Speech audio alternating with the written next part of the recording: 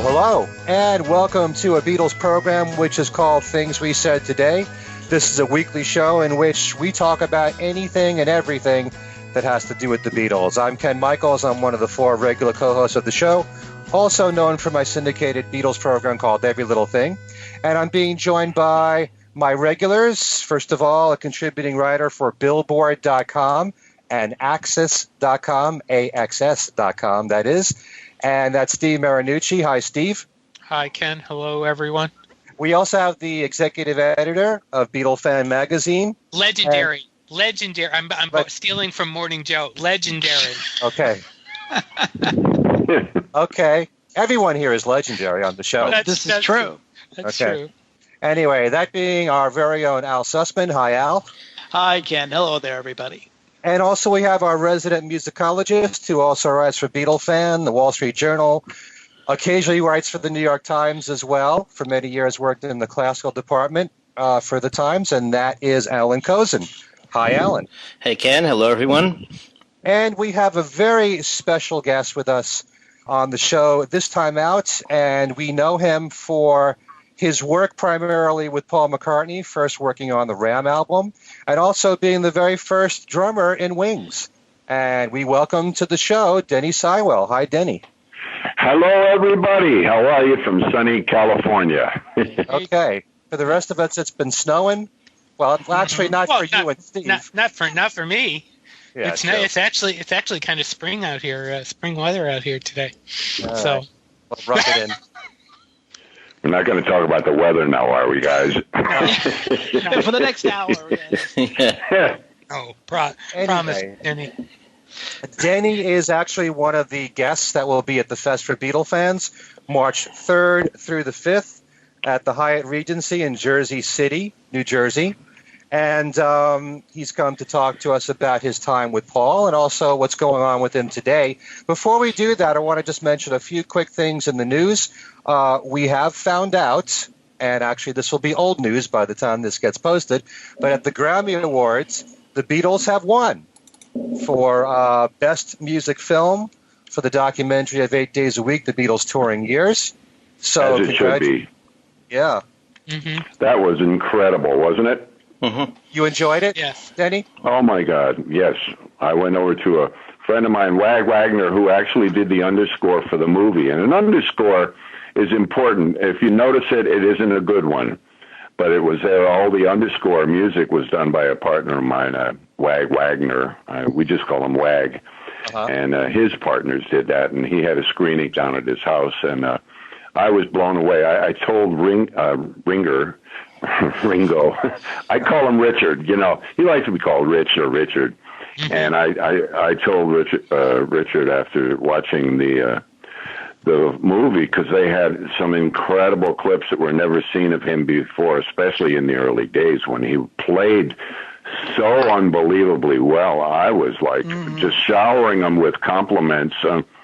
And especially during that period of time when they're saying, oh, Ringo isn't a great drummer. And, oh, my God, it was so good. I'm showering him with compliments, and he had tears in his eyes. He was so moved. It was Wow. It was quite a special moment for me, actually.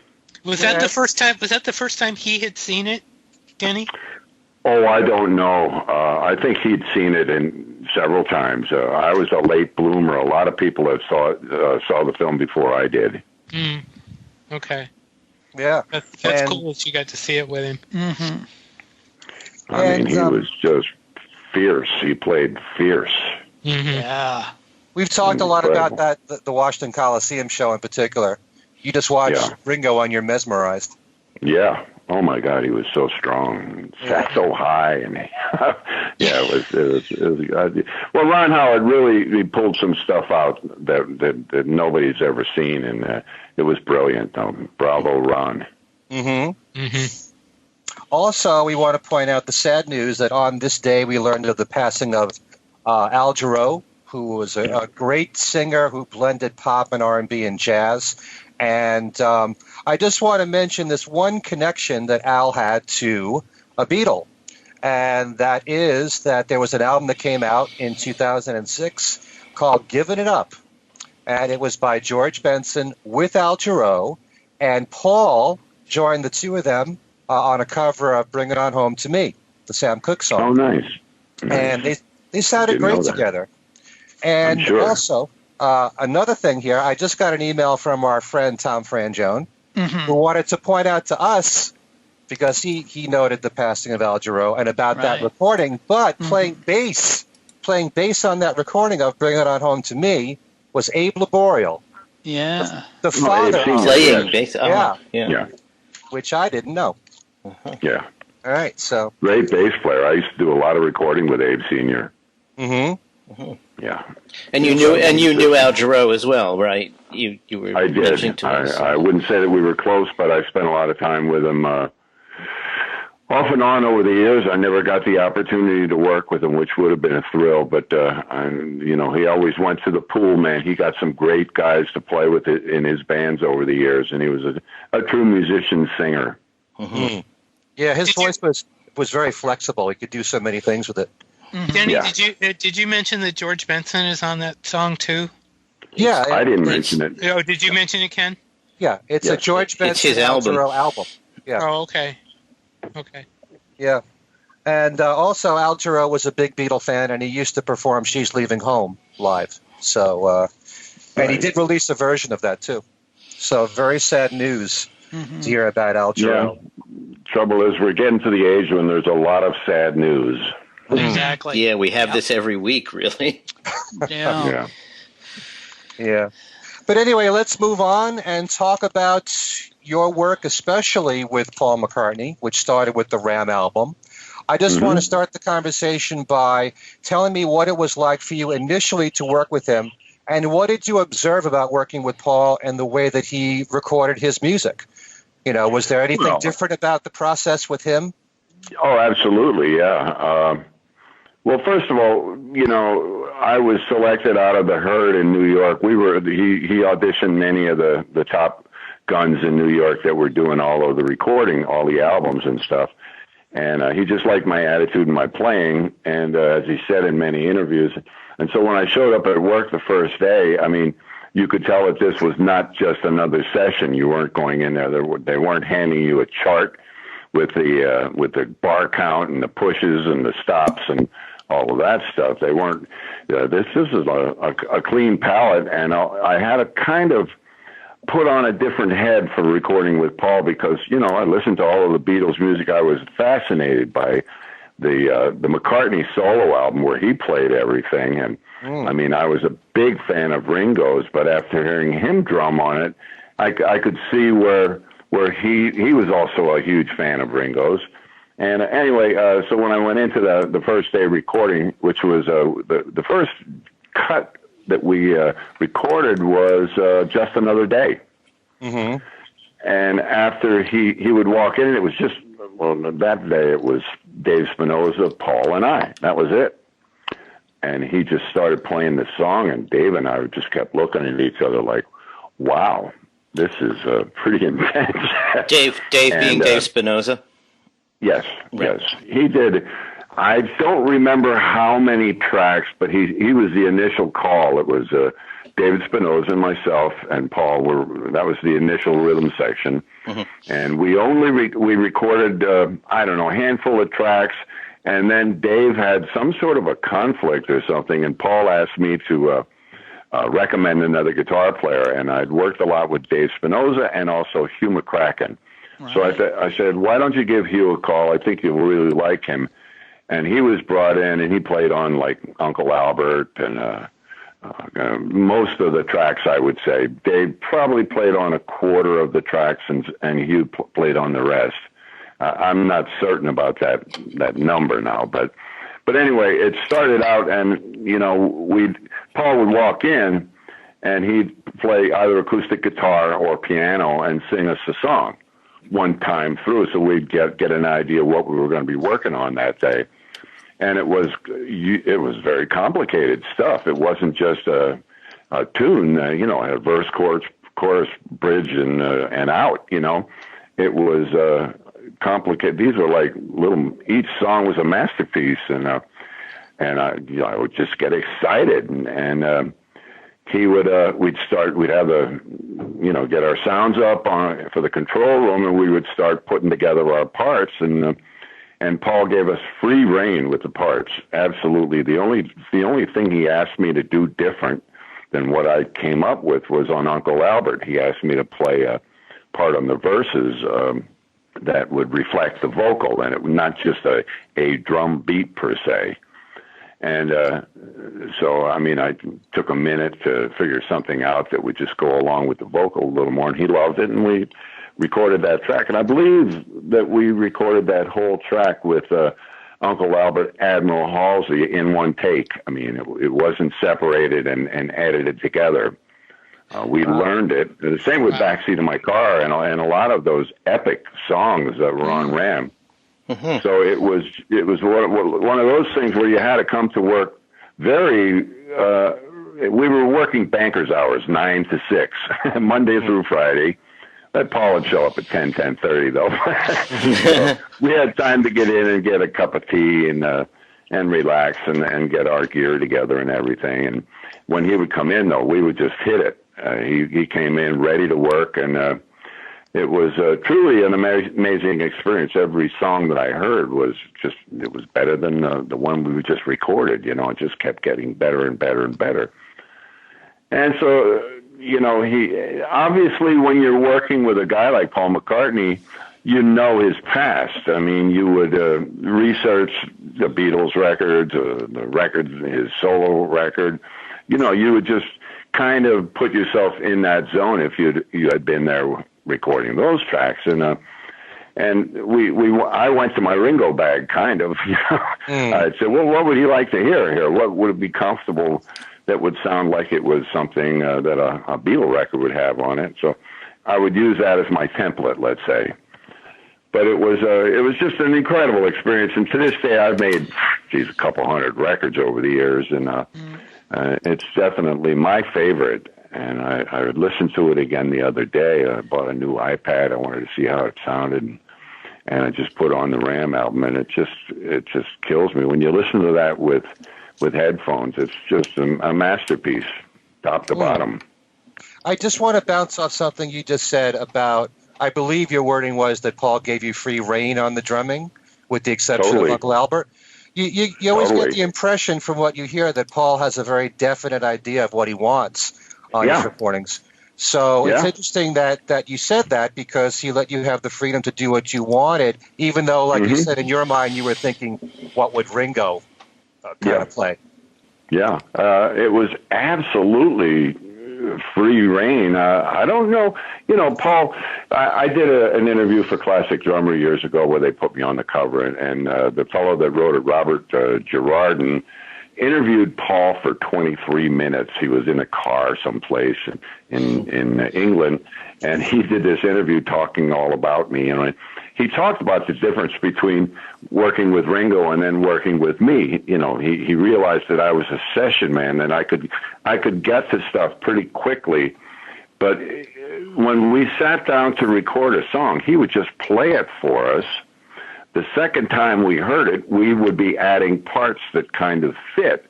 Until we worked out the intricacies of everything, we might rehearse it 3 or 4 or 5 times to really get our parts down solid and all the different movements and time changes and what have you.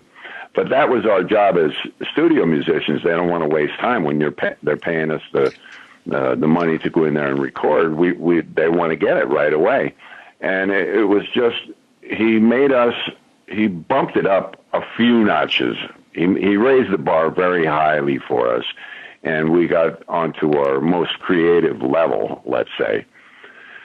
So it was just truly amazing. And because of that, I was allowed to create respond to what I heard musically, and he just loved it. I think that's why later on he asked me to join Wings. It's because we had such a great working relationship.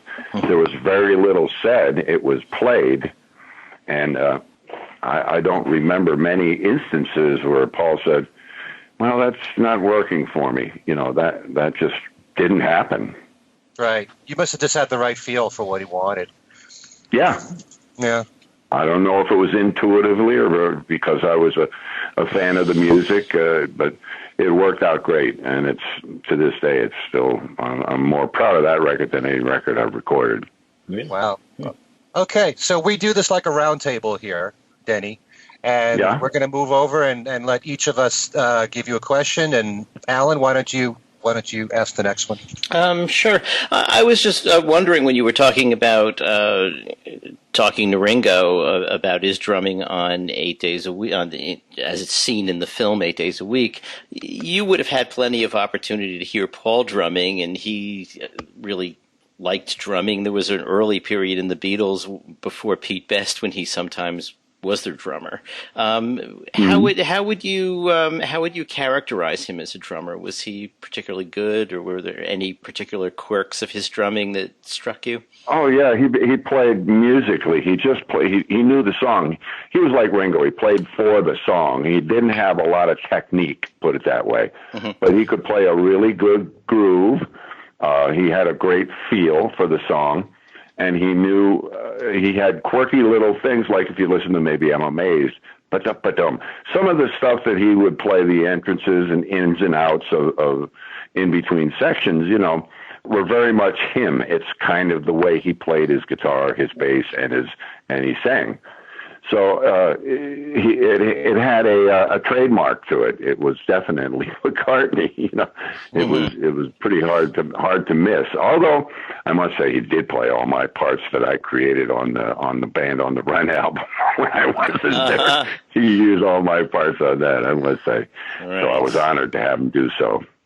Yeah, so you guys. Every time I'd get up from the drums, Paul would just jump down. If we were hanging out in the studio and I'd leave the drum set, he would just jump in and start banging. He loved to play the drums. You ever have a drum battle between? Do you ever have two kits set up and go back and forth? No, we never did that.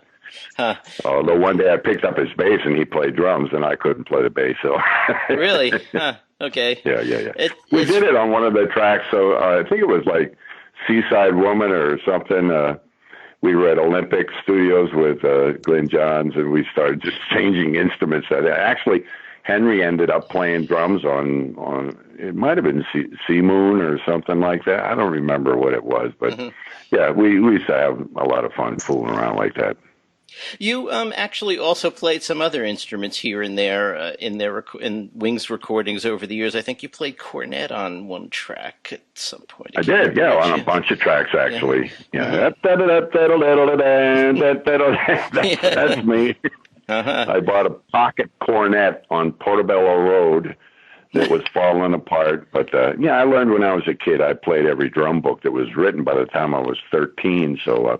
The bandmaster at this little boys band that I was a member of in my hometown, he gave me a clarinet. He says, "Go home and learn this." He showed me how to play it, and then I went and fooled around with the reeds, and then he gave me a trumpet, everything. But I never learned to play a guitar or a stringed instrument. I can't get my head around it. Okay. But I started with piano too. I played a little piano when I was growing up until the piano teacher saw that I was faking, not reading the music, and slapped my hands. That was the end of that. Okay.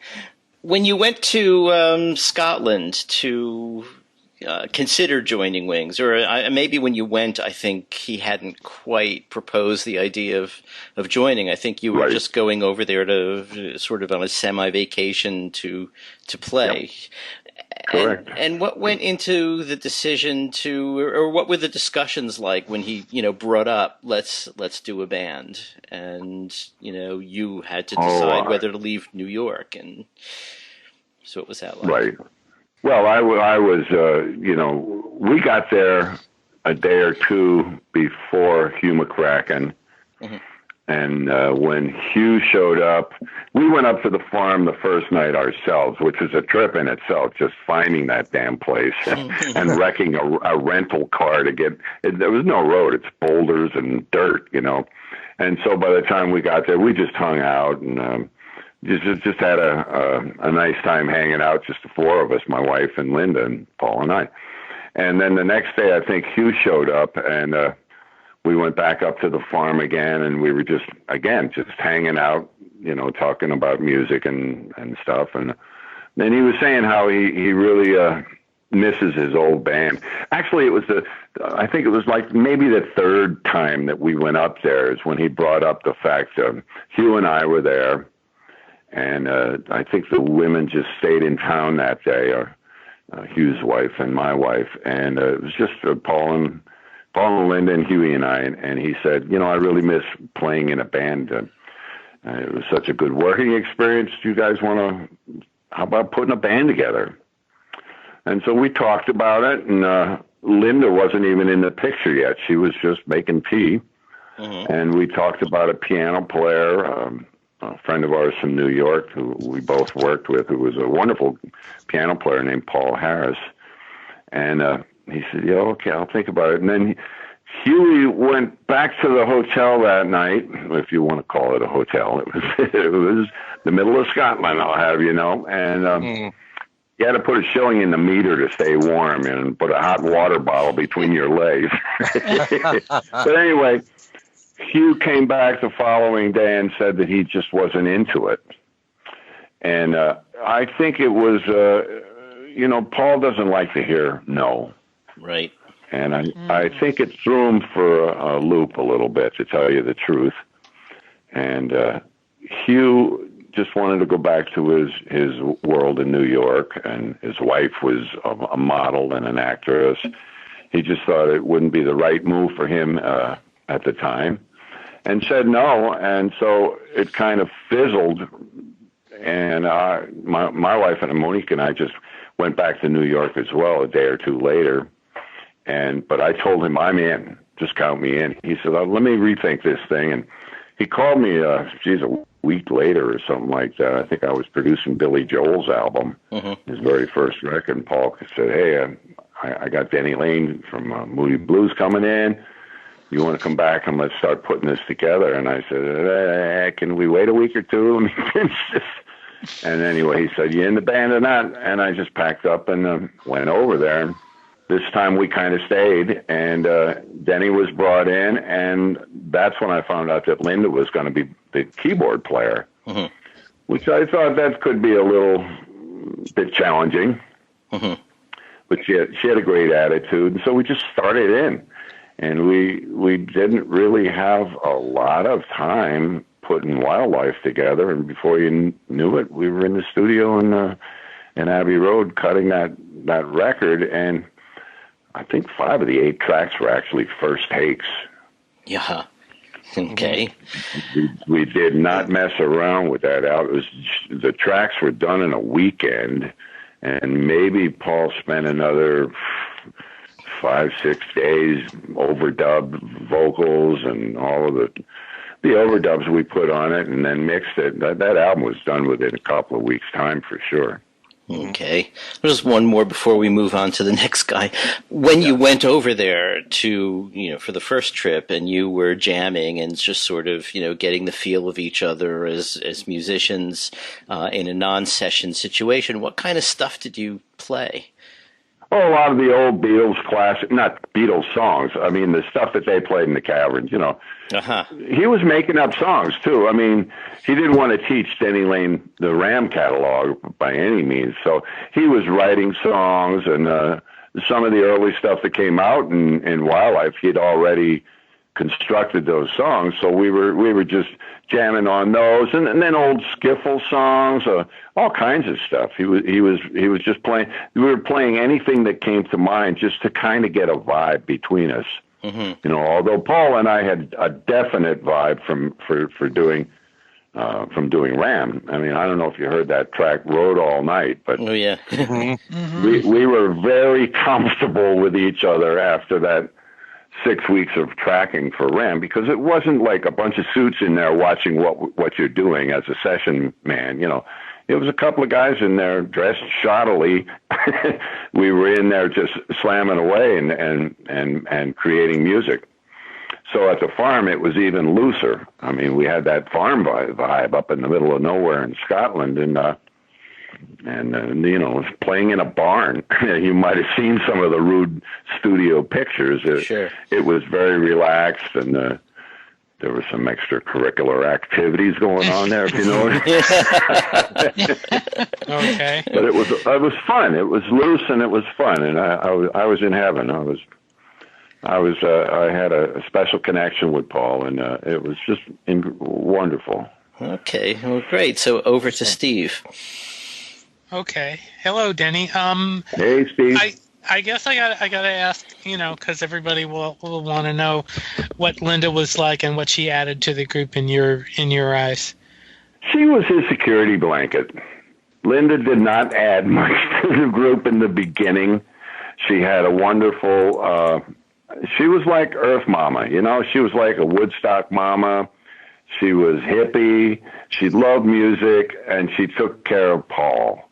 I think Paul was going through just such a horribly rough patch in his life, having to sue the other three, his mates, the other three Beatles, and the breakup of that whole thing. It was really an incredibly rough time in his life, and we were never shown that, although it was felt. It was felt immensely, believe me. And Linda was just there for him. I think Linda was responsible for getting him off of his ass to go make music again. It was so, he was depressed. He would have just sat up there in the farm and drank Scotch whiskey and played his damn guitar and watched the sheep, Mm-hmm. So I loved Linda. She was the other American in the band, and we confided occasionally, she'd lean on my shoulder here and there. She was sweet, but very hard, very difficult. She protected Paul way beyond what was needed, actually. But we were a big family. We were in the trenches. My wife, the kids, and Linda, and the dogs. We were all in one big traveling circus, and that's what it was like. And she didn't have much to offer musically. She wasn't trained on the piano. What she learned how to play for the songs that we were doing, Paul taught her. It's a couple of fingers here, a couple of fingers there. And I remember at the university tour, he kicked off Wildlife, and she starts boom, doot, doot, doot, doot. She forgot it, and stopped the band, went over, and he showed her the part, and then we continued, Wow. So she's obviously, Paul said once that he could take a non-musician and make a person like that play well enough to play his music, which I thought was really odd. But he was obviously talking about her, though. I don't think that, right? I mean, he wouldn't have done that for you. No, he wasn't really. He was talking in general. That you don't need to be a great musician to make great music. And there's a lot of truth in that. But Linda didn't actually have talent. She had a great background in rock and roll. She went and saw everybody. She was an avid rock and roll. She knew everybody in the music. She knew the songs. She knew the music. And she could sing along with it, although there was never a microphone in front of her. Now there was a microphone in front of her, and she was responsible to carry a heavy load. And Paul, of course, would double all her vocals with her to make sure that it was in tune. And over time, she grew into the role quite a bit for somebody that had little or no training. Mm-hmm. I remember playing the Beatle Fest in Liverpool in it might have been 2003 or something. It was a long time ago, but Henry and I were guests at that show, and we were playing with a local band that played Wing songs. And we did My Love. And Henry and I looked at each other like, we both had tears in our eyes because the song was written about her. She was gone. And we were together again playing that song. And when it came to the guitar solo, that was one of the reasons why Henry left the band, out of his Paul forcing him to play that. No, shouldn't say forcing. Paul really strongly suggesting that Henry play that same solo, the iconic solo, every time, because it was an iconic solo and it needed to be played that way. You can't improve on something that perfect. Mm-hmm. But that particular event, I mean, Henry and I played the tune, and the band was okay, and Henry got to the guitar solo and just played it like we both had tears in our eyes. It was a very moving moment. Can I forward you ahead a little bit, because I'm looking at the reference material I have here said that the reasons you left Wings were never really clear. Could you talk about why you left? Well, there was a lot of financial problems. We were working. Paul knew the kind of money I was making as a session man in New York, and I was getting paid maybe 1/10 of that. Mm-hmm. It wasn't even a junior executive salary in England, and that was becoming a problem. Every time off that we would have, which was very minimal, I'd have to fly to New York and do a bunch of recordings just to have some money in my American account so my father could pay my American Express bill so we could have a dinner out once in a while. So, and we were living in a one-bedroom apartment, a basement apartment in London, furnished. Went to the bank to borrow money for a used car. Here I am in one of the top bands of the world, and I have nothing to show for it because of all of the Beatles' problems with the court receivership and all of the other stuff. And I was supposed to be a sharing member of this band. Well, that was the main reason. So I've said this many times in interviews, so I'm not really... I don't mind talking about it. It's nothing that hasn't been said before, but that erodes away at a relationship over time. And here it was time to go down and make Band on the Run, and we still didn't have a contract, an agreement saying that we were all shareholders of the band. And it was just inopportune. My only regret, really, is that I didn't sit Paul down before I made that phone call and say, hey, listen, we really need to address this. We have to figure out a way to do this, because if that had been done, I'm sure that I'd still be with them. I never played with anybody they enjoyed spending time with or making music with as much in my whole life.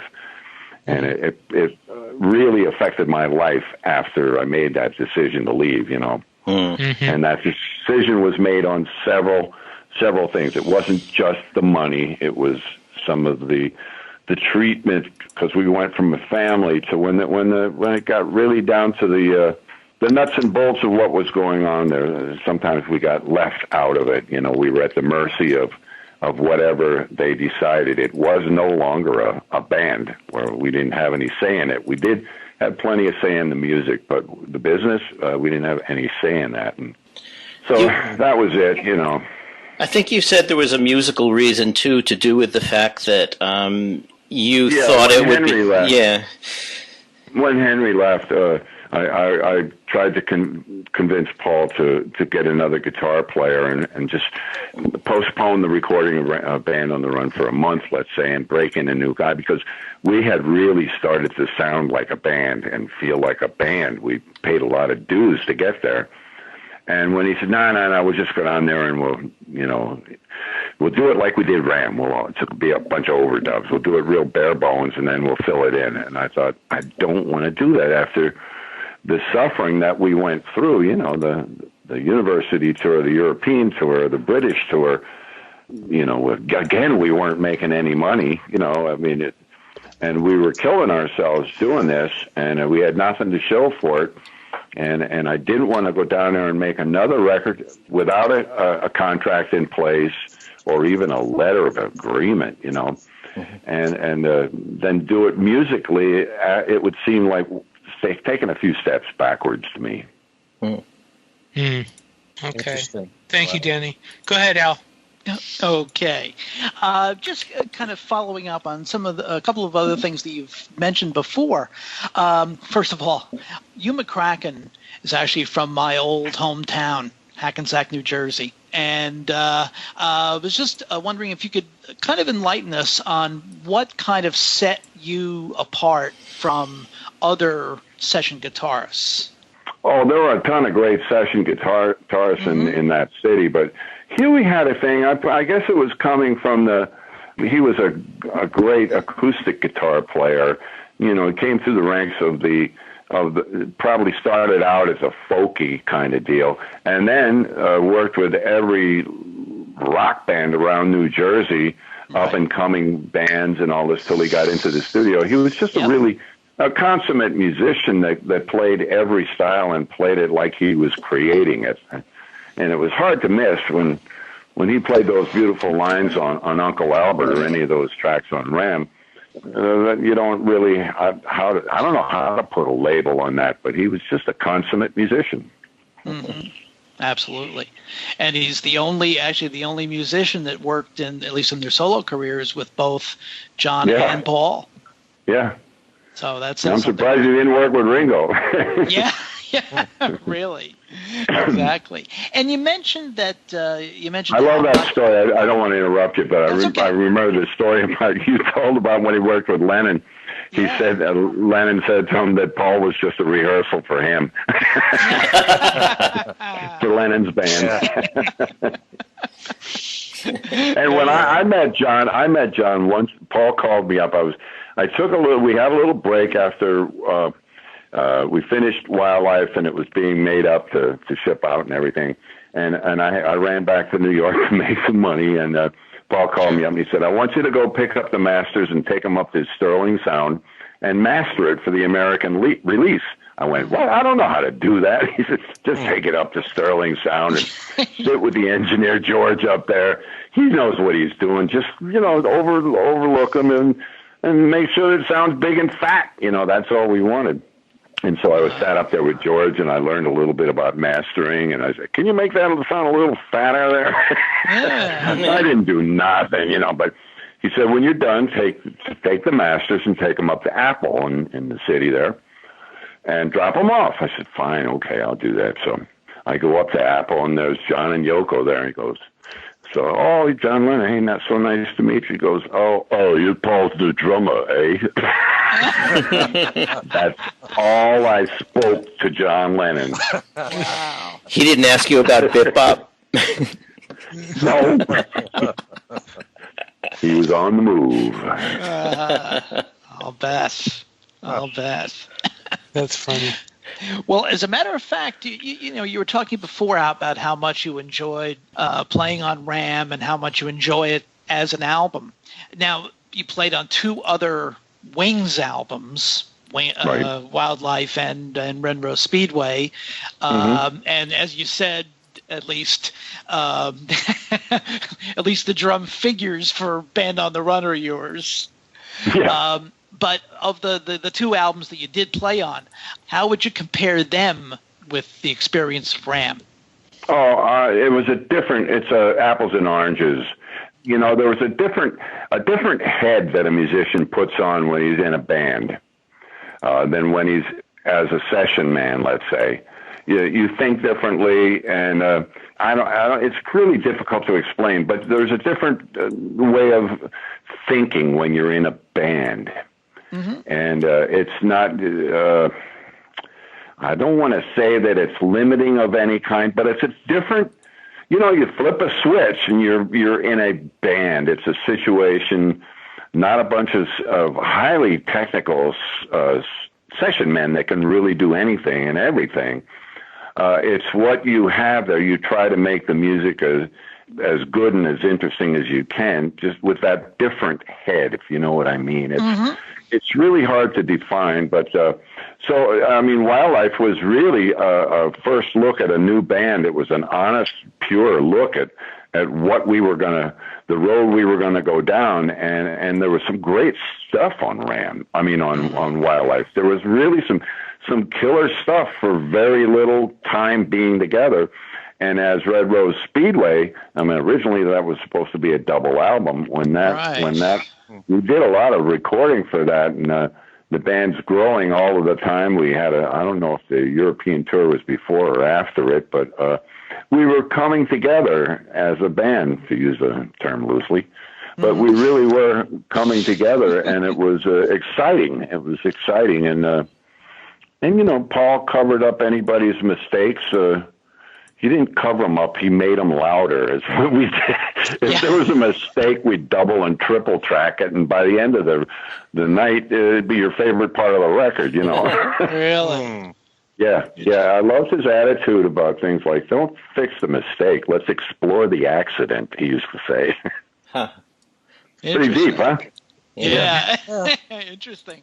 And as a matter of fact, now in doing research for this, I was watching an interview that you did a couple of years ago, and your roots are in jazz. Yeah. As a drummer. Can I say one bad word on the air? Please. I always use the line, I was a jazz musician till I started playing with Paul, and I had a great jazz career, but you play with one Beatle, and it really fucks up your jazz career. I'm sorry. As a matter of fact, how does now? And I'm a non-musician, so Professor Kozin over here is probably cringing already. But how do you? How does kind of like a lifetime jazz drummer go from? How do you transition into becoming a rock and roll drummer? I'll try to make this quick. I was in New York during that time when pop music was becoming the new American culture. The boom, dum dum dum dum dum was coming into commercials and everything. And all of the old jazz guys who were doing the studio work, they had a hard time playing that music straight. And I had been to Brazil when I was in the Navy band in 1963. And I heard this Brazilian music, the samba music and all that, which is straight eighth notes. Right. And I fell in love with it. And so the light rock was very similar to the Brazilian music, the straight eighth note, not swung. And that's what got me started in New York, because I could play that style. And sometimes I would work with Al Cohn and Zoot Simmons at the half note at night and get done at 3:30 in the morning and show up at 9 o'clock at CBS to record Ram the next day. Wow. Playing. Well, we were playing music. Ram was not rock and roll to me. It was music. You had a chance to draw upon all of your skills, all of your background, and play in between the notes, know when to play, when not to play, So that's the transition there. I hope that was brief and explained the situation. That's fine. Ken? Go back to those tours that you were talking about from 72 and 73. How do you remember them, and how were they received, especially the college campuses, playing all this really new music, no Beatles? Were young people receptive to this music? And did you notice in just that short period of time, in 72 and 73, did you build an audience that was really into the concept of Wings? Oh, absolutely. Absolutely. I mean, the university tour was like old Beatles days. I mean, where they just went nuts. The lunchroom erupted. Whether they knew the song or not, they erupted. They saw Paul there. They saw Linda. We just started slamming away and playing our music. We had to repeat a couple of songs because we didn't have a full set. We'd stop and start occasionally if we screwed up. They just fell in love with us right off the bat, and I think we did 10 shows in a 12-day period or something like that, or a 14-day period. 10 or 11 shows we did, and they were totally unannounced. We didn't know we were going next. We were just trying to stay ahead of the press, and it was incredible. At the end of the night, we'd take the box of money from the kid at the student union door. They'd keep half, and we took the other half. One for you, one for you, one for you. And we had all these wads of pound notes and bags of 50p coins, and it was just great fun staying in really funky hotels. And I'll tell you a real quick story if we have time. But this is just my opinion. But one morning we were woken. We were staying in a bed and breakfast someplace, I don't remember, in the north of England. And we were woken by Heather, Linda's daughter from her prior marriage. And Heather's banging on everybody's door. Get up, we got to get out of here. The cops are coming. And we, oh, no. So we throw our shit together, and, my wife and I just throw the stuff in a bag, run downstairs to get into the van. And apparently Paul had a slight altercation with the bed and breakfast owner over something. I never found out what it was. And he was flailing his arms, and somehow or another, his elbow hit the guy in the nose, Oh, boy. So, you know what? I think that's where the term "band on the run" came from. I really do, because we were lickety split. We were in that band, and we were off to the next gig. Wow. Yeah, That's funny. I'm having fun with it, but I don't know. It could have been. Hey. Why not? Yeah, that's true. What are you going to do at the fest, Denny? I always give my Ram clinic, Right. which Yeah. I love playing those. You don't hear those songs played because they're too difficult. And I just play along to the tracks and let the fans shout out what they want to hear next, and then I'll attempt to play the original drum part, which is kind of easy for me because I played them. But even 40, 45 years later, whatever it is, it still sounds fresh to me, and I love performing those tunes. And we want to make this year, we want to make some sort of a tribute to Henry, to dear Henry. God bless him. Yeah. He left us, and Henry and I made up an album of Beatles songs done in a different style, in his style, and he recorded with a little couple of his friends up there in Northern Ireland. They just went into a studio locally, and they recorded a bunch of Beatles songs done in a different manner, of course, and then he sent me the files, and I put drums on them at my home studio here in Woodland Hills, and it's called Shabby Road. Right. Oh, And yes. Really a nice record. It's a very, very nice record. I just, they've cost quite a bit to have them manufactured again. I just made up 100 or so to bring along to the fest this year, and it's probably going to be the last time the fans get a chance to buy that record. But I'm shipping a box of those out soon so the fans can, whoever doesn't have, it's not available anywhere. On my website, I still have a few that I can send out, and every once in a while I'll get an opportunity that somebody buys one, and I'll send it off. But it's really a good record, and it's probably it is the last recording Henry did. I'm pretty sure of that. Yeah, God bless him, man. He was a great guy. He was very much a part of Wings, and its character and the way it functioned. Okay. Denny, when you look at the other drummers in Wings, how would you compare your style to, say, Joe English and Steve Holley? Oh, there's no comparison. None of them are any good. No. Joe was a wonderful drummer. I love Joe. Plus he sang, bugger. Oh, yeah. No, he sang like a bird, and he played very good. And I wasn't really familiar with Jeff Britton or Joe the guy that came after Joe. Steve Holley's wonderful too. In fact, we're going to get to play together. Yeah. With Lawrence Stuber. We're playing at the fest together for the first time, and I really respect his playing. He's an awesome drummer. I really like him as a man too. Mm-hmm. We've never really played double drums together, which would be a great kick in the ass. That's going to be fun. Mm-hmm. Yeah, Joe and Steve, wonderful musicians, good drummers, and I respect them immensely. Okay. I have more questions. And Abe Jr. has always been one of my favorites. I mean, he grew up listening to a lot of my music, and I love it that the last time Paul was in town here, well, not last time. They usually give us a call if he's got a little time that we can hang out a little bit, go over to the house, but he was here doing Dodger Stadium, and we were hanging out, and after the show, actually, and someone told me that Abe said he was really nervous about playing Live and Let Die in front of me, this is really hilarious, because he plays my parts exactly, and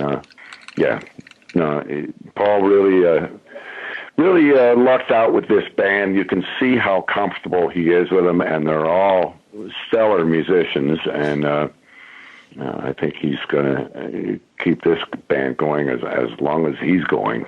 Yeah. Well, he's had them together longer than the Beatles were together. Right. Yeah, longer than Wings. I was going to, I think longer than the Beatles and Wings combined. Probably. Is it 14, 15 years?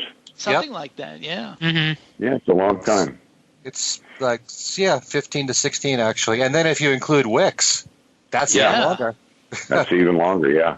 Yeah. But yeah, I mean, I know Brian's a good friend of mine, and Rusty's become a friend, and you know, you can't miss with a bunch of guys like that. It's some of my friends say it's the best Beatles cover band you'll ever hear. Yeah.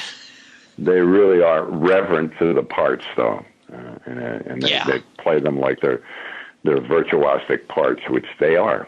Yeah. Why change something that's that good? Mm-hmm. Yeah. If I could sneak in a question, a non-Beatle related question, I've got this whole list of people that you've worked with, and there was one thing you did. Apparently, you played on a couple of posthumous Janis Joplin albums. Oh, just one. It was called the Farewell Song. Okay. Yeah, it's her last recording that was released from CBS. What that was after I left Wings, Henry McCulloch and I put a band together with Chrissy Stewart, Irish bass player from Spooky Tooth, and Mick Weaver, English piano player from Y and the K Frog. And we had this quartet, and it was called Druth, which is Irish for dry mouth. You can tell what we were into. But anyway, we went to San Francisco to start recording out there. We're going to make some demos and everything at Elliot Mazur's studio called His Master's Wheels. We were invited out there by Elliot. And we started doing records like guys like Rab Noakes and Andy Fairweather Lowe and Juice Newton.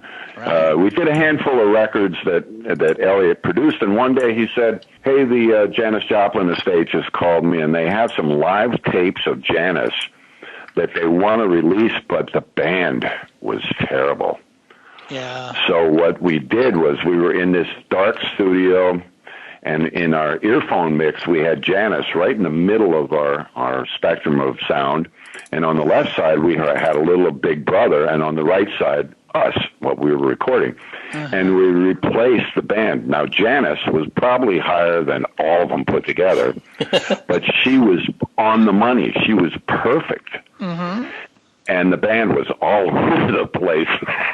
So it was difficult because they sped up and slowed down. She didn't, but the band was all over the place. Really? And we replaced, I don't remember how many tracks it was, but there's a handful of tracks on there where it won't sound like Big Brother. It'll sound a little different, and that's us. Yeah, Henry, Chris, Mick Weaver, and myself. So it's almost Janis Joplin and Wings. Henry actually had a little scene with Janis around the Woodstock time. Oh, right. And so here we are in this dark studio, and you can see his head's down and his eyes are closed and his earphones are on, and you could tell it was quite emotional for him, you know. Yeah. Alan, did you have a question? Well, I was going to ask about the tours generally. Apart from the, you told one story about hightailing it out of that hotel. The band right. But, yeah. I never finished. The university tour was great fun. The next tour was the British, the European tour, where we had a 70 millimeter screen behind us. I believe we were the first people to do that, the first group. And we had the 270 millimeter drive-in theater projectors. And so we'd really gone upscale for that one. And that was quite fun. Linda was really nervous as hell about that tour because the university tour was so under wraps. It was cool. But here she is going out for the first time and knowing, the whole band knowing that we're going to be compared to the last time they saw the Beatles. Sure. So we had to be good, and there was some apprehension about doing it. And we started out, and, the gig was fine. We'd grown quite. We had a decent PA at the time, and all of that. And that tour was, I think we did 28 cities, and by the end of that tour, we'd really grown into a band. And that had that slight interruption when we got popped. Some fan sent us some weed in Sweden or something. So that wasn't fun. I'll tell you a quick funny story. I don't remember the reporter's name, but his father interviewed the Beatles and did something harsh with the Beatles. And so this guy now, he comes after the bust and he says to us, he says, I'm not going to write a story about drugs or any of that stuff. I'm not going to write a concert review. I just want to write about you guys traveling as a family in your bus and all that and the way you live and on the road. So anyway, he came to a sound check. He was there for about 20 minutes or something and left. And a couple of days later, the story came out, and he gave a full concert review. Oh, yeah. Full concert review of that night, and he wasn't even there. Huh. And slagged it, of course. He put it down. So we were staying in that tour. We stayed in some fancy hotels and castles and stuff. But so Linda, I guess Stella was very young, but anyway, she took a couple of turds out of the kid's body, put it in one of those Queen Elizabeth soap dishes, and sent it to him. Okay. Wow.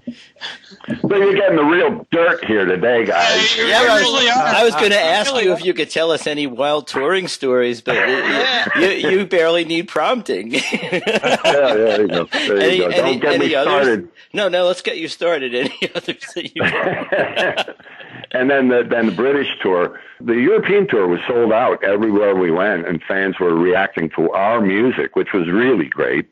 Mm-hmm. And we were getting great reviews, and that was very successful. We loved it. Sometimes we'd stay in castles. The Baron would cook you breakfast in the morning. You know, it was pretty wild. Only Paul McCartney could have arranged that, you know, but we lost money on the tour because of the expenses. To sold out, we lost money. But anyway, wow. John Morris was promoter on that, and we really had a good time. Then we did the next tour was the proper British tour, where we ended up at the Hammersmith Odeon, played theaters and what have you. And we'd really grown into a band by now. And so that was really very eventful because we had Brinsley Schwartz was opening for us on several occasions.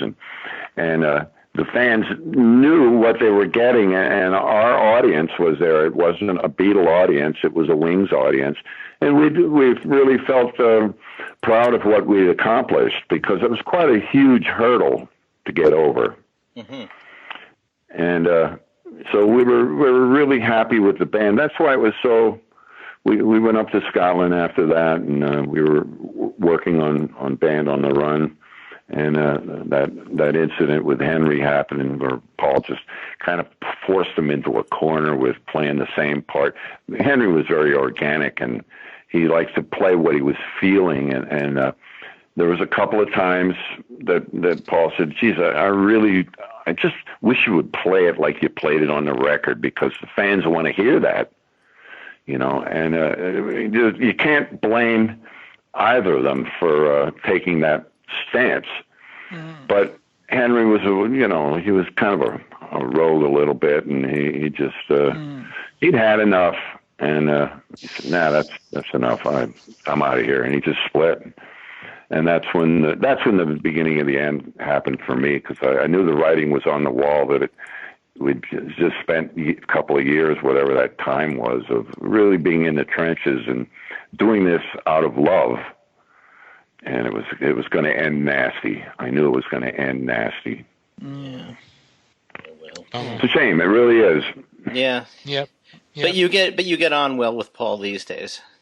Absolutely. I mean, the day that we heard that Linda had passed away, we'd seen him in 93 or 4. They were out here in L.A., and I hadn't talked to him at length anyway for a number of years. And I just happenstance, I said, "Come on, Monique, let's just drive down to Anaheim. We don't have tickets or anything. We'll just go down and see what happens. If we can't get in, we can't get in. No big deal. We're going to go for a ride." So we went down there and went backstage, and I told one of those security guys in the parking lot, I said, "Hey, I'm Paul's old drummer. Would you go in and tell him that we're here?"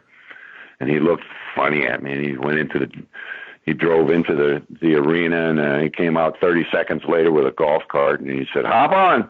and we went into the dressing room, and we were received like royalty, and lots of hugs and tears, and Paul and Linda were there, and all the kids were there, and my wife Monique was very close with the kids. She occasionally, with Rose, if their housekeeper wasn't available, Monique would babysit the kids while we were in Abbey Road recording, sometimes till 3, 4 in the morning or later. Mm-hmm.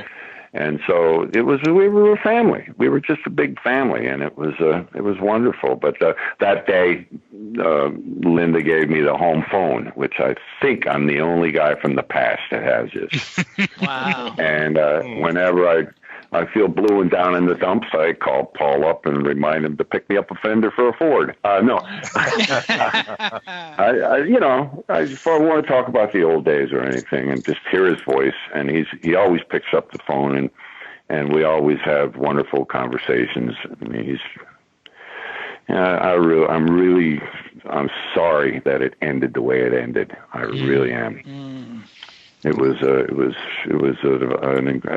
never had a relationship musically with anybody that I've ever played with, and like that one. We just looked at each other, and this glimmer would come over us. We knew we were all pointed in the same direction. Mm-hmm.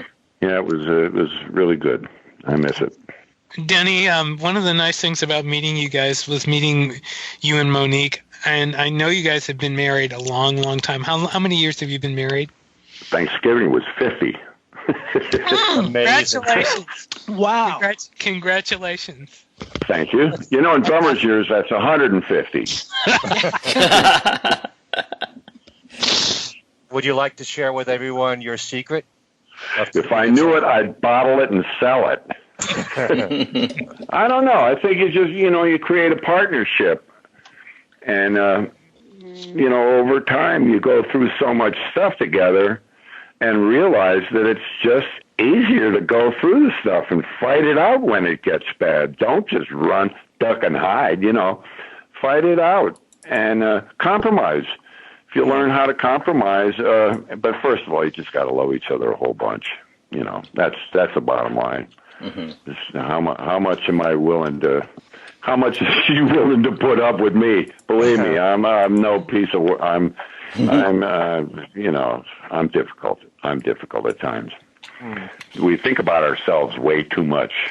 And so when you learn how to not be so selfish and think about people around you, it just seems that life gets better. Sure. Yep. Okay. I want to ask you about wildlife and also Red Rose Speedway. First of all, with wildlife, what do you think of it now? I mean, was it, in your mind, the proper way to start the career of a band? Because you think of Paul, you think of someone who, I mean, obviously musically he's all over the place, and he's recorded in so many styles, so many different ways. But this was a very basic, pure, raw album. Yep. Nothing polished, And I love its honesty. I just think it was there was a lot of great tunes on there. Not a backseat of my car or any of those epic songs that he'd written in Ram. But there was Tomorrow was on there. Well, that was written during. No, Tomorrow was on. That was a wildlife project. Yeah. But I just love the fact that it honestly gave the fans a brand new, no punches pulled look at a new band. I thought that meant the world to the fans that we were connecting with.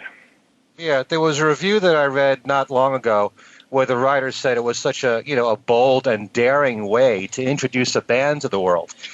Sure. It really was, and I agree. Yeah. And I look at Tomorrow as a terrific track. A lot of people thought that should have been a single. Some People Never Know is amazing. Yeah. I love the arrangement of Love is Strange. I mean, how different is that than the we were just hit? We were the first white reggae pop group.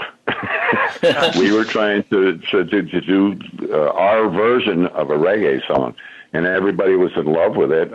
Although we couldn't play it exactly the way it was meant to be played, we did it our version, and I think I get emails and people contacting me right and left throughout the years with it. Man, that was some incredible drumming on that, and we were just making it up as we went along. It still stands out. A lot of people love that track, especially. So when you came up with this arrangement of Love is Strange, that was the band all contributing, or was that Paul's idea to do it in a reggae style? It was the band. We were always fooling around. We'd take anything and turn it into a reggae thing, and we were rehearsing and fooling around. We just loved reggae so much.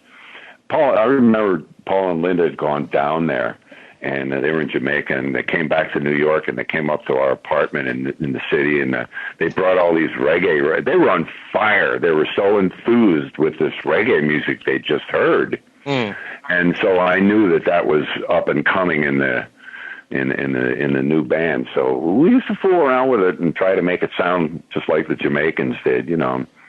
We even had a little Jamaican influence, if you know what I mean. But yeah, occasionally. But we did our own version of it, and it was great fun. So when we took the old tune, "Love Is Strange," and added that twist to it, it just really made it more interesting than making just a pop record out of a remake of a song. So we gave it a brand that was pretty intense. In fact, was it Linda who came up with the reggae bridge on "Live and Let Die"? I don't know about that. I watched Paul write that song. I don't think so. I think that was Paul. It may have been.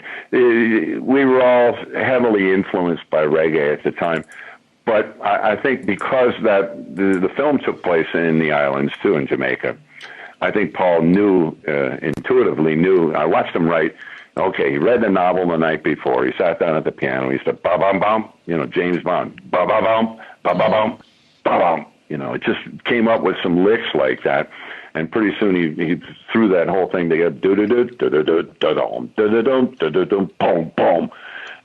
So pretty soon he had that part written. Then he realized that he needed a melody. When we were young, da da da da da. So that's Paul's thing, writing melodies, a beautiful. Melody. He wrote the melody, and then he realized that he had to have some sort of a reggae bit in there to reflect with the film being done in Jamaica. Yeah. Was it matter to you? Boom. And so it was quite obvious where it came from. Yeah. I watched him write that song within a half an hour. He had it penned. It was all done. And we had our instruments set up in the living room in his house, and we just started fooling around and learned some parts and how we're going to play it as a band. Before you know it, there might have been like a 2-track running or something. He sent it over to George Martin. He got together with George. George wrote the string section and the horns and the timpani and all of that. Before you knew it, we were in Air London, and we went in there live with the orchestra, all in the same room, and we were in and out of that studio with a finished track from beginning to end, overdubs, mixes, everything in 3 hours. Wow. Pretty scary, isn't it? What did you observe about George Martin at that session, and did you see interaction between Paul and George Martin? Oh, of course, yeah, of course. George interacted with us every time I met him. It's like it's like meeting the king. If we had a king, it'd be like meeting the king. He was just the gentleman of all times. Mm-hmm. You knew the knowledge that he possessed and the way he carried himself. Just incredible meeting a guy like that. Yeah. I just want to talk about Red Rose Speedway for a few seconds. We know that it was first considered to be a double album. Were you disappointed when it was whittled down to one? And did the band have any say as far as the songs were concerned? No, that was EMI. I don't think Paul had much. Well, Paul did have say as far as what went on, but it was something to do with. I don't remember all the details of it, but it just seemed like it would be more successful if it came out as a single record. And when he told us about that they made that decision, we said, "Oh, okay, all right, let's put the best stuff on it." And then we did kind of, we were all very close to it, so we mixed the records, the tunes together. It was a band effort. It was never one of those times where Paul was alone and we'd hear it when it was done like Ram was, It was none of that. We were involved. At 4:30 in the morning, we were still there with a handful of faders mixing our music and stuff. So it was a band effort, although that decision, I believe, was made by EMI, that they just thought it'd be more successful, and Paul went along with it, I guess. Okay. I had 4 of the acetates for the original double album as it was made from EMI, those 4 acetates. And me, like an idiot, I was at my first Beatle Fest here in L.A. at the Bonaventure Hotel way back in the 80s. And Mark Lapidus asked me to bring something along that they could auction off. And I thought, what the hell? What am I going to do with all these acetates? And I said, no. And I gave one of the 4-disc set to be auctioned off for like, I don't know, $85 or $200 or something like that. And I'm told that if I had all 4 of the discs, it'd be worth a house. I bet. So I don't know. Maybe one day I'll research it and see if it ever surfaced and somebody else has it, and I'll try to buy it to complete the set. Okay. I just want to say, every now and then with every artist's career, you're going to find that there are a lot of album tracks that were never singles that you think is an absolute gem or one of their best recordings. And for me, Little Lamb Dragonfly is a masterpiece. Yeah, it's good, wasn't it? Yes. Okay. What do you remember about that song? Because there's so many different melodies all interwoven, and it's just, it's beautiful. It's gorgeous. Yeah. Well, it was originally written for Rupert the Bear. It was the cartoon thing. I believe that was the original purpose of that song. And so we recorded it during the Ram sessions, and it just sat around in the cans, and every once in a while we'd revisit it again. And one day we were over at Trident Studios working on something. I don't remember what we were working on, but Paul was down in the studio, and it was, we were all taking a break, and I went down and I said, man, we should finish this Little Lamb Dragonfly. It's too good a track not to put out. And so he said, well, I don't know what to do with it. And I said, well, listen, I got an idea. And I helped compose the vocal backgrounds on that. And it's one of the few tracks I sang on it. And that particular day, we finished the track at Trident, and I helped him write the background vocals and stuff like that. And we recorded it, and it was finished, and then it later came out. And I like you, I thought that it was an amazing piece of music to not see the light of day. So I kept prodding at him to finish that, and we finally did. I'm glad I did too. Well, thank you for doing that. It's a pleasure. jewel. It's a jewel of a song right there, and just everything. It flows together so well. Yeah, it's beautiful. Okay. Anyone else have a question? Ask me what I'm doing today. What are you doing today? That's a good question. Right, okay. I'm talking to you guys. That's what I'm doing. No, I've been doing a lot of interviews, though. There's a lot of interest in the old days with Wings, and I did an interview with this guy. I keep going back to him. His name is Adrian Sinclair, and he and some other people are writing a complete timeline of Wings that's forthcoming. One of them is me. And we did an interview. Yeah. I just think that this is brilliant. I mean, thank God Monique, my wife, had the French have these little diaries, little black books with a gold pen in them that they keep day to day. They make jot down little notes and stuff. And she had all of those days that I went to work at Elstree or Trident or Morgan Studios or back to EMI, and she wrote all of that stuff down. It didn't say what I did when I was there or any of that, but it had all the dates that Adrian could put together. And I really, I think that this is going to be a great piece of work. That who said that you were doing it with Adrian? Is that who? Alan. Yeah. Oh, great. I really commend you for doing that, though. I think it's a very nice thing to do, and I think the fans are going to love it. Yeah, we've come up with tons of stuff, and Adrian's been doing incredible work on, getting the session info together. And last week I spoke to Tim Geelan, who engineered Ram, as you know. Yeah. And he had very strong memories of, for instance, your kit. He was really impressed with your kit. I had Ringo's Shea Stadium kit. You did, really? I bought it from the museum, but later on Ringo blew that for me. I thought I was buying the Shea Stadium kit from the Museum of Famous People. A friend of mine with a drum shop in New York went to the auction when they closed, got the kit for me. He kept the snare, gave me the 2 tom-toms and the bass drum. So I used it on the Ram album with my dad's snare drum. There's a picture of it in the Ram remastered book that comes with the box set. Mm-hmm. There's a picture of it. But so anyway, when Paul went into the studio for the first day, he said, "Hey man, how you doing?" He said, "Your drum's over there," and he looked, and here it was the Beatles kit.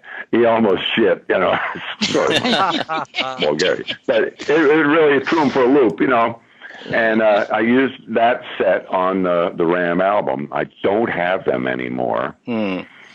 I kept the head, and I understand that the head just sold at an auction for like $2 million or something. Oh my God! I kept it, but I can't find it. It's got stolen or something happened to it, but broke my heart. But anyway, Ringo later on, I see Ringo a lot here in L.A. now that he's living here permanently, and I said to him, I told him that story. And he said that, no, that was a copy of my kit. I have the original kit, which I'm not sure is for real or not. Because there was only 7 of them made up, according to this guy that put the auction together. Mm-hmm. And it might have been one of those kits, but if I'd kept them, I'm sure they'd be worth a whole bunch, even if it wasn't the actual kit used at Shea Stadium. But who knows?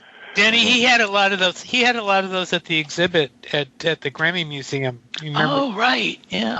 And I think you're correct that some of the stuff in that exhibit was not the originals.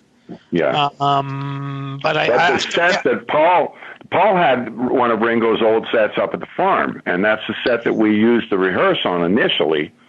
And I had bits and the head was laying over in the other end of the barn, and all of the T-rods from the bass drum were scattered throughout the place. Well, that's the set that sold for $2.1 million. Wow. And my friend, the guy that owns the Colt, Jim Irsay, he owns the Colts. Oh, yeah. He's a big Beatle collector, and he bought it. And I think he paid another $2 million for the original head. Mm-hmm. Wow. Yeah, I remember that was the big story that came out of the Ringo auction was his purchase. Yeah. So. Yeah. Right. Yeah, but the Tim Gillen was great. After we did Road All Night, it was just a jam one day after lunch. Mm-hmm. Tim slipped me a cassette. He said, "Here, don't tell anybody I gave you this." I thought I had the only copy of that in the world, and some years later, I guarded it with my life. Some years later, some fan sent me a CD of all the Road All Night and all the original tracks. The bare tracks with Paul on piano or guitar and Hugh or Dave and me. No vocals, no bass, no nothing. Mm-hmm. And I have that somewhere in my library, and every once in a while I'll run across it and I'll listen to it. It was brilliant. Mm-hmm. But also what Paul did to finish that album was brilliant too. Yeah.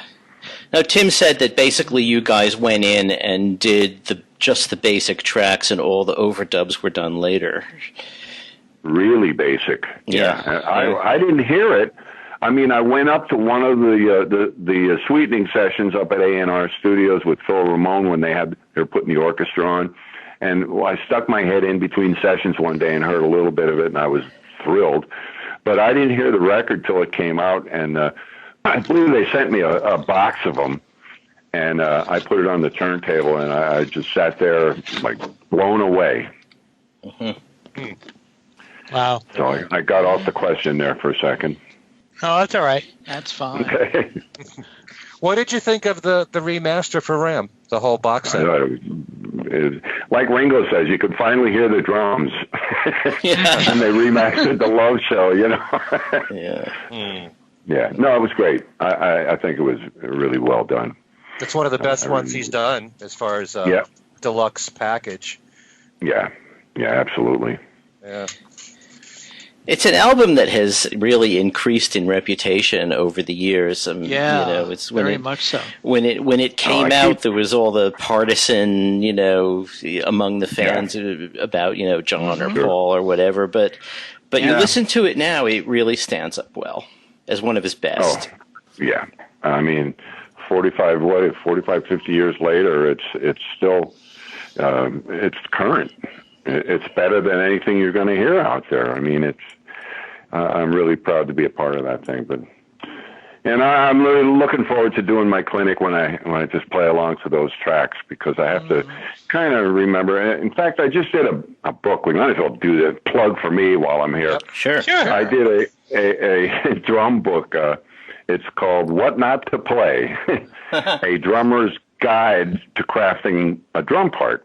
And what I'm trying to do is get young drummers to look at a piece of music a little different. Just don't play a beat that you think fits with it. Listen to the music carefully and get inside it. And I recorded, there's a DVD in the book where I play Uncle Albert and Another Day and When the Night, which is another track where you can come up with stuff that's a little out of the box, should we say. And I'm trying to get drummers to just think differently about what they play when they're making their drum parts to a song. And I'm really proud of it. Paul gave me the rights just about gave me the rights to the material of his that I use on it.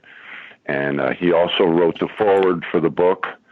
And on the back cover, I got quotes from guys like Ringo and Jim Keltner, and some of my favorite drummers all wrote a little quote about the book. And I'm thrilled with it. I'm very proud. I'm having some made up, and I'm bringing those along to the show too. If any fans want to pick up a copy of that, I'd be happy to sign it. Great. I definitely want to look at that.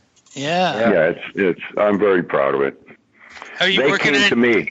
Oh, I'm sorry, Denny. Go ahead. No, I was just going to say that Alfred Music came to me with the idea. They wanted me to write a drum book, kind of a legacy item. And it's got more than just McCartney stuff on it, of course. But I said, geez, I always wanted to do that, and I never would have done it if somebody hadn't asked me to do it. So it was a thrill for me, and it was hard work. I mean, all the licensing and all the other stuff that you have to go through to put something like that together was a real pain in the ass. But I'm happy that it's done, it's out, and I'm thrilled. Do you have any non-archival projects you're working on now? Anything? Oh, sure. I'm playing with 4 different bands. I might be old, but I ain't dead yet. And, I'm playing this month. Let me see, next Thursday, I'm playing with a guy out here by the name of Dave Garfield, a wonderful musician, and Will Lee from the Letterman band's with us. Oh, yes. And a guy from James Hara, a guitar player that played with Herbie Hancock. It's kind of a rock, jazz, fusion combination. And then we have 3 singers, Amy Keys and Alex Lichterwood, or Lichterwood, I don't know how he pronounces his name. It's 7 or 8 pieces, and we have a gig Thursday night, and I have a jazz trio called the Denny Seiwell Trio, and we have a record out called Reckless Abandon. And it's organ, guitar, and drums, and they're 2 of my favorite musicians, Joe Bagg on organ and John Cudini on guitar. And we did 5 McCartney songs in a jazz way, and that record is still doing well. The fans love it, and I'd like to play more with that band, but I get a gig, and one of them's working all of the time. One of the 3 of us can't do it, and so it's hard to find a time, but it's really great fun. It's one of the most fun things I've ever done. That trio. We're working next month. We have a gig here in L.A. And let me see what else. I can't even think now. And I'm playing with a band called Route 66, where we do the old Joe Cocker and Leon Russell and Bob Dylan. We do music from that era, and it's great fun. The sax player played with the Stones, and the guitar player played with Leon Russell. They're all guys that have been around and have great pedigrees, and we get to work every month or 2 whenever everybody's available. We get together and do a gig. And what else am I forgetting here? Oh yeah, my wife just hollered Motown. I'm doing a cartoon show right now, every week we go in the studio and we record. We have 50 Motown tracks to record for this Australian cartoon show. And they have kids singing on it instead of Smokey Robinson and stuff. But we're doing the tracks just like the record. And it's so much fun doing that. So I'm still active in the studio, playing live, and all these other events that are going on. It's just it's tremendous. A guy my age, I'm still in demand. Yeah. That's Congratulations. great. Yeah. Fantastic. You're more active than a lot of guys out there in their 20s. Yeah. Yeah. And I'm a year younger than Paul, so he's my senior. I remind him of that every time. Yeah. I don't know, Mark Hudson, we've done this thing a couple of years ago. We went over to Liverpool, and Mark put this thing together with Joey Mullen and Earl Slick and Gary Van Syock and myself, and we put a thing together called The Boys Who Knew the Lads.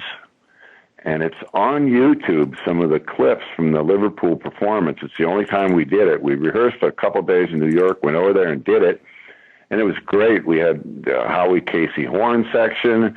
We had some background singers. We had a keyboard player from a band in Liverpool, and it was really great. I know that the fans are clamoring for us to do some of these dates here in the States. Yeah. And it's a no-brainer, because we tell stories, our personal stories, about having been in a band with a Beatle. And for some reason or other, we're not getting all the components together, editing the videos that we have, and so I think when that's done, I've been asked by a couple of bookers that do corporate events. We should be out there doing that once a month or something. Just go play, and it was really good. Between the stories and the songs, we do a couple songs from everybody's solo careers, and then some obvious Beatle classics. And Mark Hudson does, well, he and Joey do most of the singing, and but it's really good. It's very, very good, and we it's great to give a tribute to the guys that meant so much to all of us. Mm-hmm. And most of you will be together, in fact, at the fest. I know. Yeah. I know. Nothing's been said about doing anything of that. And, no, that's too bad. Yeah. I mean, Joey and Mark together on stage were hilarious. I mean, they were just... God, I can imagine. Yeah, it's kind of like Beatle days, the fun in the caverns and stuff. There's so much banter and stuff going on and telling stories, and it was really nice. Check it out on YouTube. You'll get a kick out of it, though. Yeah. It's either The Boys That Knew the Lads or The Boys Who Knew the Lads. Something like that, anyway. That's how you writing find it down right now. Mm-hmm. Yeah, it's worth seeing. It was good fun. A lot of hard work, but it was good fun. That's the kind of thing that's so great about going to the fest, is that you get all these musicians that actually work with the Beatles, have their stories to tell, and there's nothing that's more important than learning about what they're like creatively, and you guys know about that. That kind of information is priceless. So yeah, sure. So it's the Boys Who Knew the Lads, by the way. I'm looking at okay. The Boys Who Knew the Lads? Who Knew the Lads, yes. Ooh, okay. Okay, have to check that out on YouTube. And you'll have to let us know, when you're playing on the East Coast in any of these bands that you just mentioned. And I'll be more than happy to talk about it and plug it on my radio show and see if I can do any kind of promotion with it. Mm-hmm. So, it's really great to see how active you are right now. And couldn't happen to a nicer guy. So. Oh, thank you. I mean, I love playing. I love doing what I do. I'm like Ringo. I see Ringo all the time, and he said, I'm a drummer. So I get out there and drum. I mean, we're only happy when we're needed and we're out and being active in our crafts. That's a good point, though, because I think a lot of people don't really fully understand why Ringo does the All-Star Band. And that's it. He loves to play, right, Denny? That came right out of his mouth, Mm-hmm. One day he woke up and he says, "What am I sitting around here? I got all, I got all this stuff going on, but I'm a drummer. Why don't I put a band together and play, for Christ's sake?" That's what got me here. Why not do that? And he's pretty damn happy. He's really happy now that he's living here in L.A. permanently too. I mean, we were just up to the house the other day. I took Billy Amendola, the modern drummer. Sure. Right. He's the senior editor, I think. He and his wife stayed with us after the NAMM show, and he wondered if I could call Ringo up and we could get an invite up to the house, just hang out. We went up for an hour and just hung out and got a tour of the house. And Barbara and Ringo were just so charming as always, and Billy and his wife Chris and Monique and I went up, and we just had a great time, just hanging out, talking. He took us into the studio. He showed us the old microphone that he had, one of his prized possessions that John used to use on stage. And he actually had it between his legs. He used to sing on it too from the drums. It looks like something like an antique that came out of a space or something. It's really a weird old microphone. But, I'm just glad that I wish I would have had a chance to meet George. I never met George for some reason or other, but I'm so thrilled that I'm part of that history, and I'm glad I still get called on to do stuff, whether it's for somebody that's writing a book or playing a show or doing a clinic or something. It's amazing. Mm-hmm. Okay. Well, we're unfortunately going to have to bring it into the show. I smell dinner. I'm leaving. But Denny, it goes without saying, you're welcome to come back anytime that you want.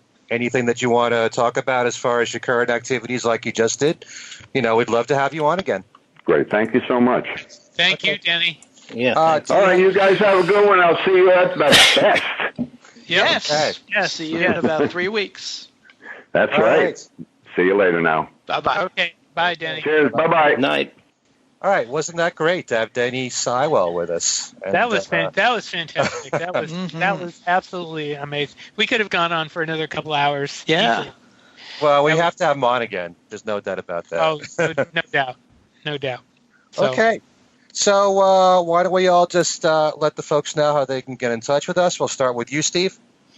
Well, first you can get a hold of the show by tweeting us at @Things We Said Fab.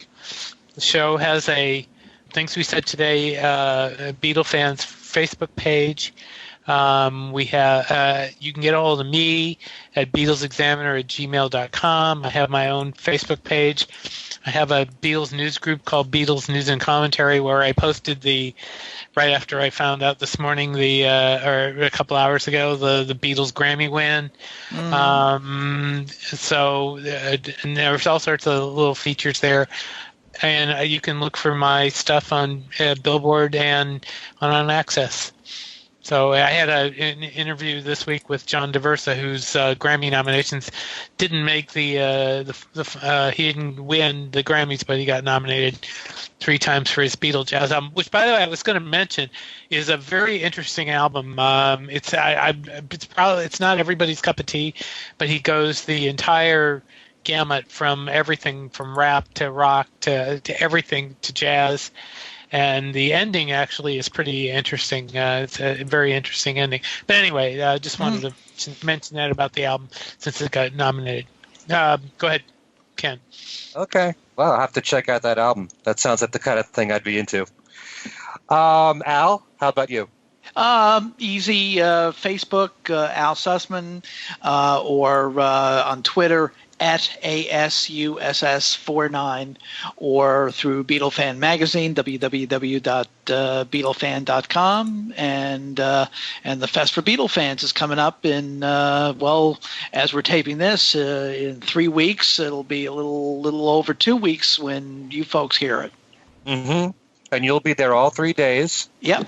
And I'll be there on Saturday, at least right now, Saturday only, on 2 panels at 12 noon with you, Al. We're doing a panel on the Beatles and radio. Mm-hmm. And also with Kid O'Toole, I'll be on a panel at 6 p.m. on Saturday. Okay, and Alan? Okay, you can reach me on Facebook at either Alan Cozen or Alan Cozen Remixed. I'm on Twitter under @Cozen. And otherwise just through the, the group email. You gave the group email, right, Steve, among the many things? No, I did. No, I did. Okay, well, it is Things We Said Today radio show @gmail.com. Thank you, Mr. Cozen. Anytime. Thank you, sir. All right. And as for me, Ken Michaels, my email address is everylittlething@att.net.